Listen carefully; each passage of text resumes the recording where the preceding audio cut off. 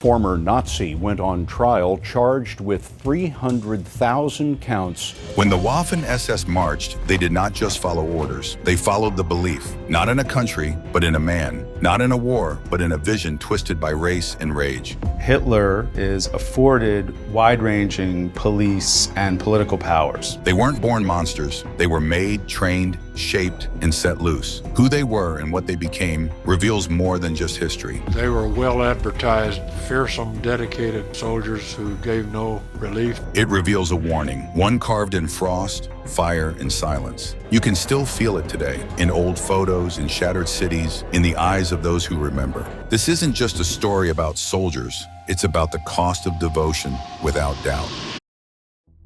The roots of fanaticism. It began with loss, not just the loss of a war, but the loss of direction, identity, and hope. After the First World War, Germany was broken, economically strangled, politically humiliated, and emotionally paralyzed. Cities were crowded with wounded veterans and jobless men. Families lined up for bread with worthless currency in their hands. Dignity had vanished, replaced by anger. And in that anger, something began to grow. Among the ruins of the old empire, a new ideology promised to rebuild pride. It didn't offer kindness or unity, it offered certainty, blame, order, power. National Socialism, or Nazism, didn't rise like a wave, it spread like a fever, and the SS was born inside its bloodstream. The earliest seeds of the SS were not planted by soldiers, but by true believers. The Schutzstaffel Protection Squadron was originally a small paramilitary guard created to protect Adolf Hitler and the growing Nazi movement, but its purpose evolved quickly. Loyalty to Hitler was not a suggestion, it was the foundation. A man's worth in the SS wasn't measured by his skills, but by his devotion. This was not a military experiment, it was a psychological one.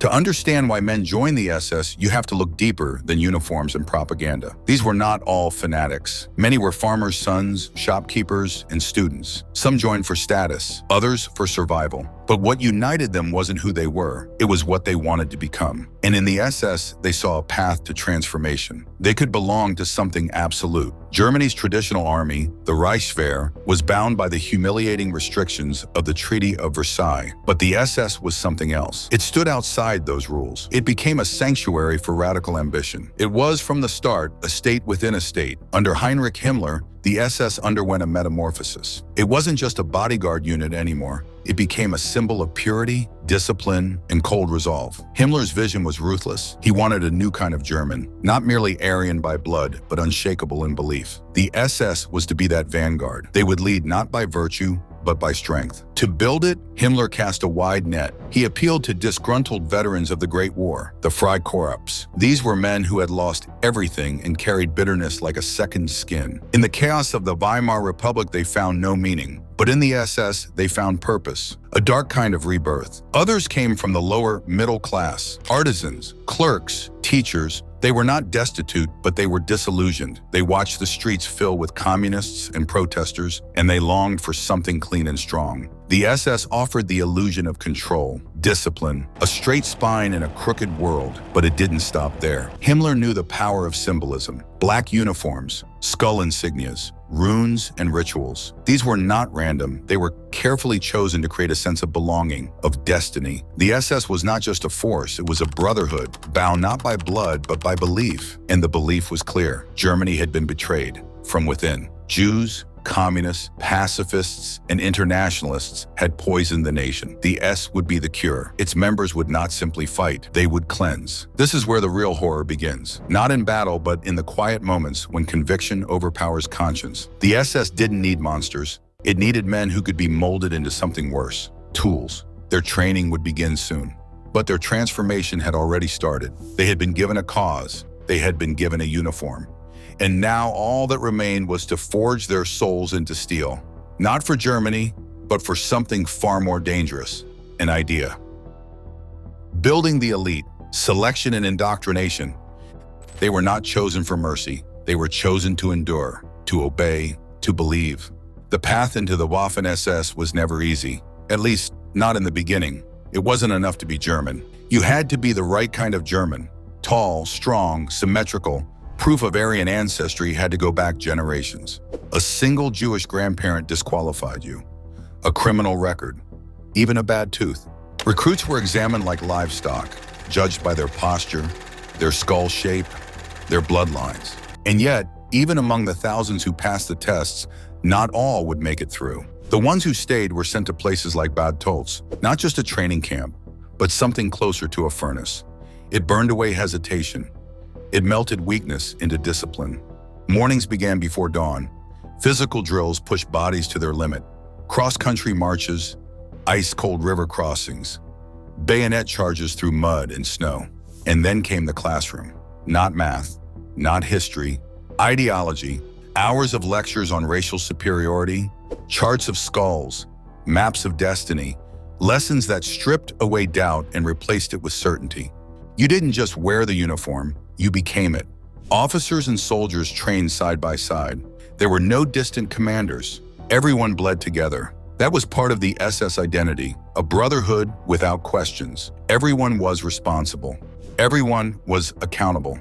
Camaraderie wasn't a comfort, it was a weapon. Rituals reinforced the transformation.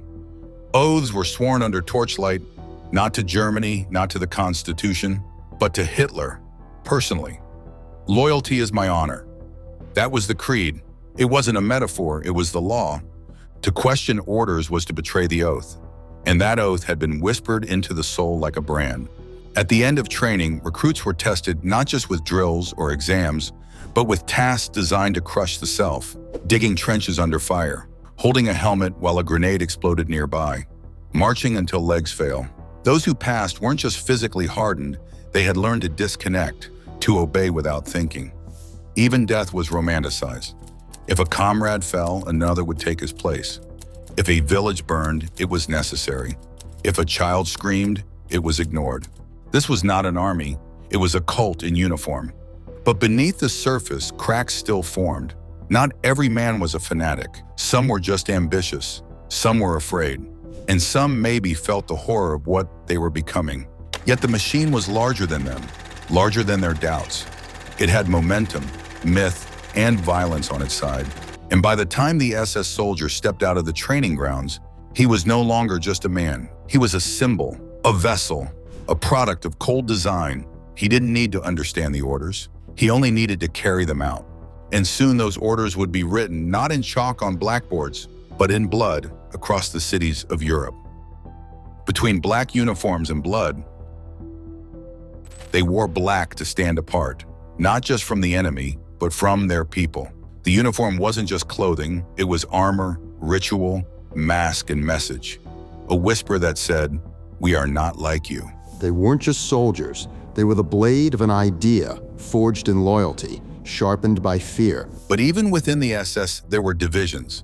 There was the Allgemeine SS, the general branch. Bureaucrats, ideologues, administrators. These were the ones who planned, who kept the books and counted the dead. Then there was the Totenkopfverbände, the Death's Head units. They ran the camps, Auschwitz, Dachau, Treblinka, men who opened gates and locked them behind children, men who gave orders with clipboards. Some of them wore the same black uniforms, but theirs were dusted with ash. And then there was the Waffen-SS. They were the armed wing, the fighters, soldiers, but not quite. They did not fall under the regular army. They answered to Himmler and Hitler. Their loyalty was political, ideological, and absolute. They were meant to be the blade of the regime, the chosen few who would cut away what the Reich called impure. At first they were small, just a few regiments with names like Deutschland and Germania. Symbols, not just a place, but a myth. These men weren't meant to defend. They were meant to expand, to invade, to purify by force. But the lines between the camps and the battlefield, between the Totenkopf and the Waffen-SS, were never clean. Men moved between them, orders were shared, names crossed lists and reappeared in darker places. Even their pay, their documents, their titles, identical. The machine had many parts, but one beating heart.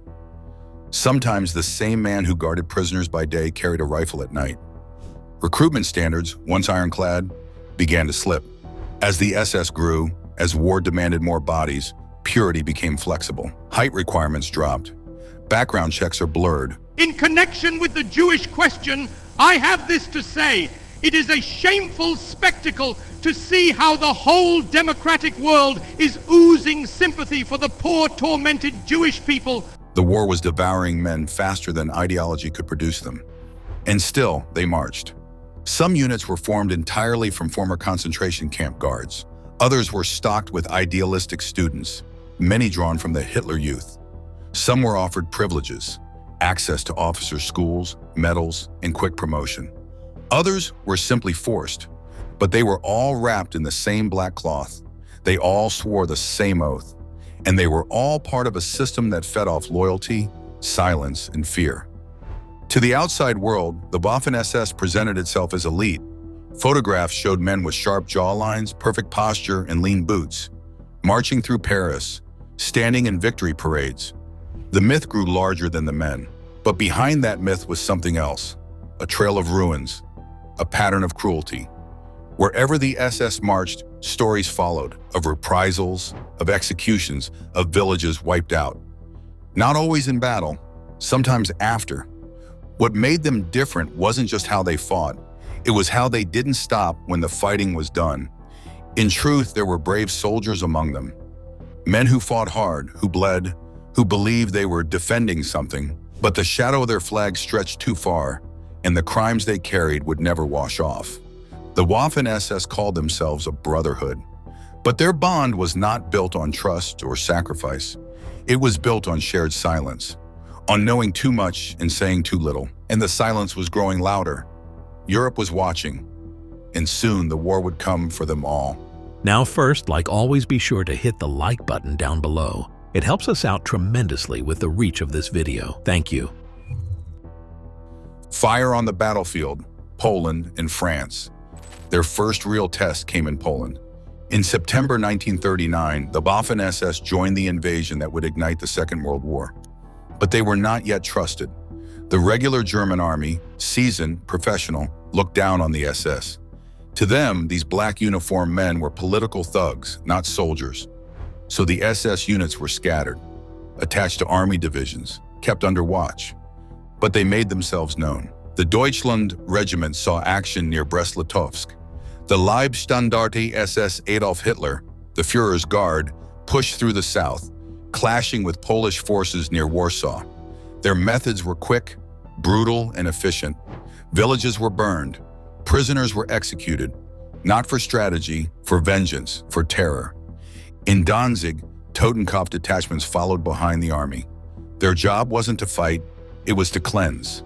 Lists in hand, they rounded up Jews, political enemies, anyone marked for elimination. It was the quiet beginning of something much darker.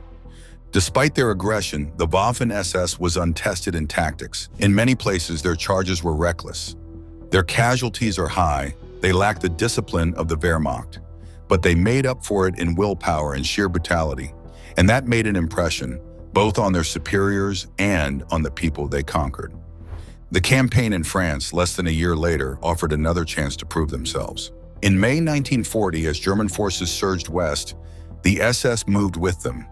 The Leibstandarte stormed into the Netherlands, cutting through resistance and linking up with paratroopers. The rest of the SS regiments followed, pushing through Belgium and into northern France. The pace was relentless. But again, the shadow returned. At Le Paradis, SS troops from the Totenkopf division captured British soldiers. 97 were lined up against a wall and gunned down. Only 2 survived to tell the story. It was one massacre among many, each one chipping away at the myth of discipline and honor.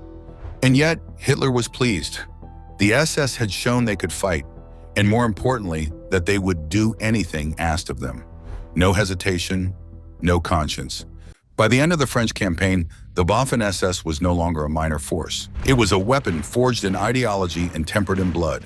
Its leaders were decorated, its divisions expanded, and its next destination was already marked on the map: East, where the real war waited, and where the worst of them would rise. The turning point, the Eastern Front. The invasion of the Soviet Union wasn't just a military operation, it was a crusade. On June 22, 1941, the Waffen-SS crossed into the East as part of Operation Barbarossa. They weren't there only to fight soldiers. They were there to destroy an entire system: communism, Slavs, Jews, anything deemed un-German. Hitler called it a war of annihilation. The SS listened.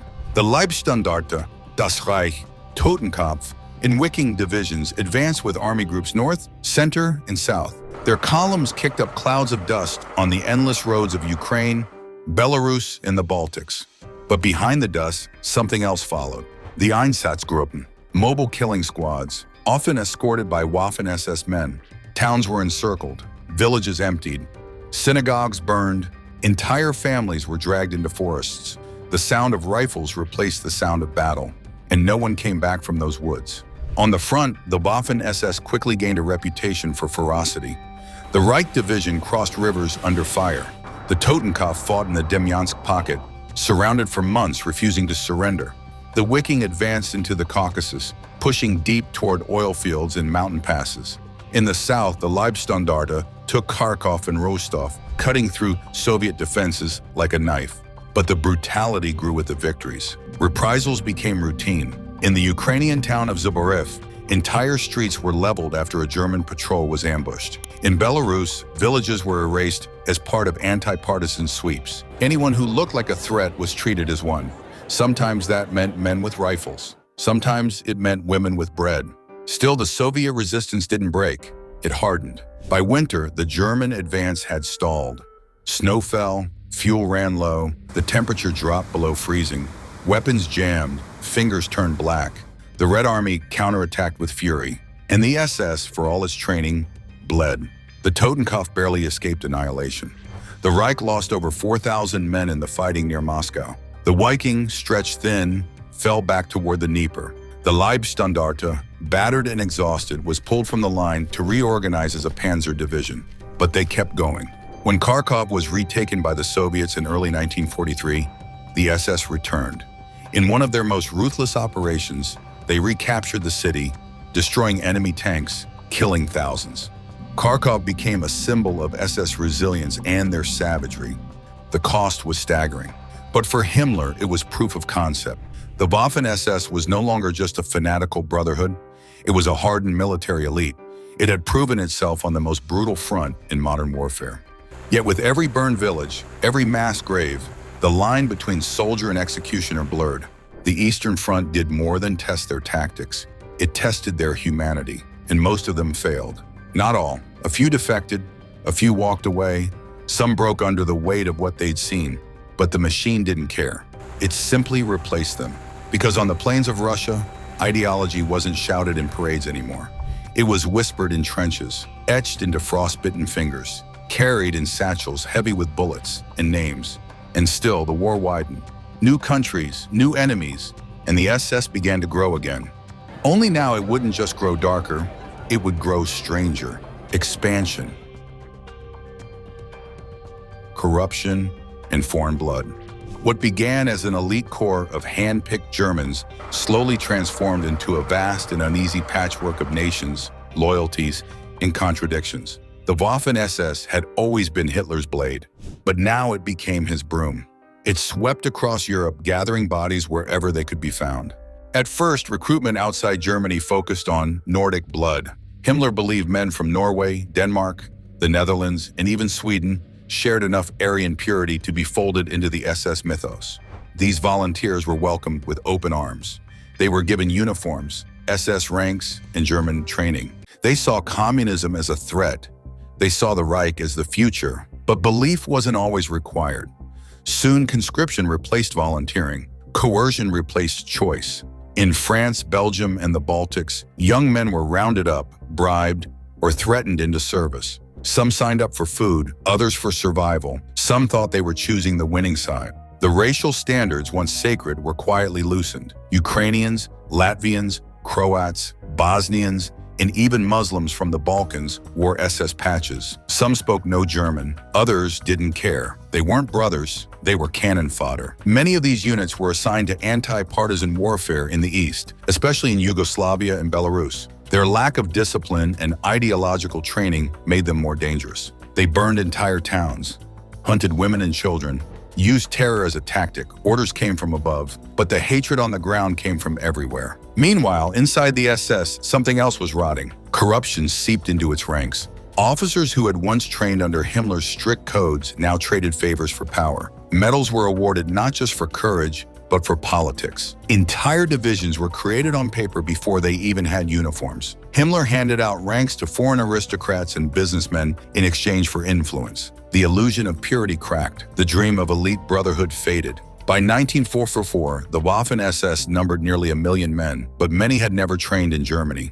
Many had never believed. They were soldiers of a collapsing empire, held together by myth, fear, and discipline, stretched too thin. And yet, even in this chaos, the core SS divisions, Leibstandarte, Des Reich, Totenkopf, Wiking, remained lethal. Hardened on the Eastern Front, they still believed in the mission, still carried the old scars, still whispered the oath. But something had shifted. They were no longer rising, and they were circling. The war was turning against them. The Soviets were pushing west. The Allies had landed in France, and the sky above Germany was filled with fire.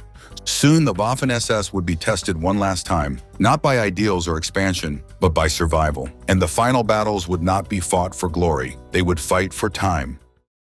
The last stand, Ardennes to Berlin. By the end of 1944, the war was slipping beyond recovery. But Hitler, defiant and delusional, refused to surrender. He believed a miracle was still possible. And for that miracle, he turned again to the Waffen-SS. They had bled on the Eastern Front. They had been broken and rebuilt. Now they were ordered west to lead one final offensive through the snow-covered forests of Belgium. It would be called the Ardennes Offensive, but history remembers it by another name, the Battle of the Bulge. The plan was reckless but daring. Smash through the thin American lines, capture Antwerp, split the Allied forces into two, and force a peace on German terms. The best that remained of the SS was summoned. Leibstandarte Adolf Hitler, Das Reich, Hitlerjugend, units now filled with a mix of veterans and boys barely 17. Their commanders were still fierce men like Joachim Peiper, known for speed and brutality. They spearheaded the assault. On December 16, 1944, under a veil of snow and cloud, the attack began. For the first few days, it worked. Roads were overrun, bridges taken. Panic rippled through the American ranks. In the chaos, Peiper's column advanced deeper than anyone expected. Cold,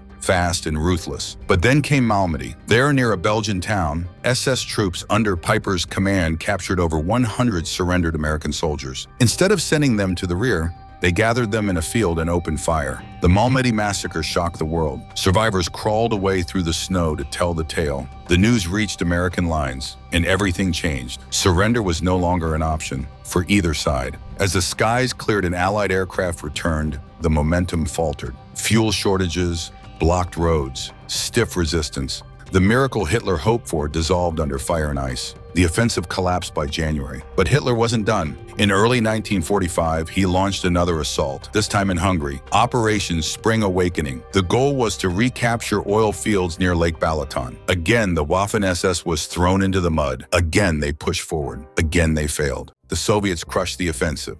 And when Hitler learned of the failure, he lashed out. Not at the generals who had demanded the impossible, but at the soldiers who had bled to obey. He ordered the elite divisions to strip their cuff titles, symbols of honor, off their sleeves, a final insult to the men who had once been his sword. By April, the Red Army stood at Berlin's gates. The city crumbled under artillery. In the ruins, the last Waffen-SS soldiers gathered, veterans of Kharkov and Kursk, boys from the Hitler Youth, foreigners from France and Scandinavia. All that remained of a once mythic force. They defended street by street, room by room, knowing it was over, but fighting anyway.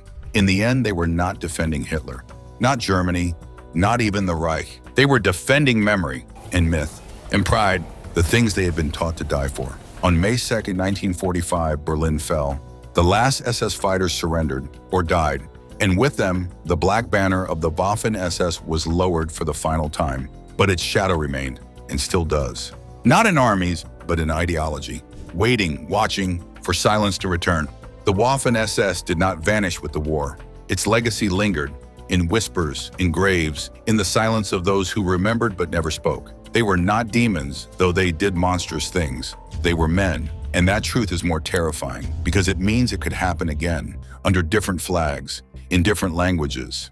The warning is not in the uniforms they wore, but in the hearts that beat beneath them. Obedience without question, loyalty without mercy, faith without thought. These are the roots of horror, and history waits, not to forgive, but to remind, so we never let them march again.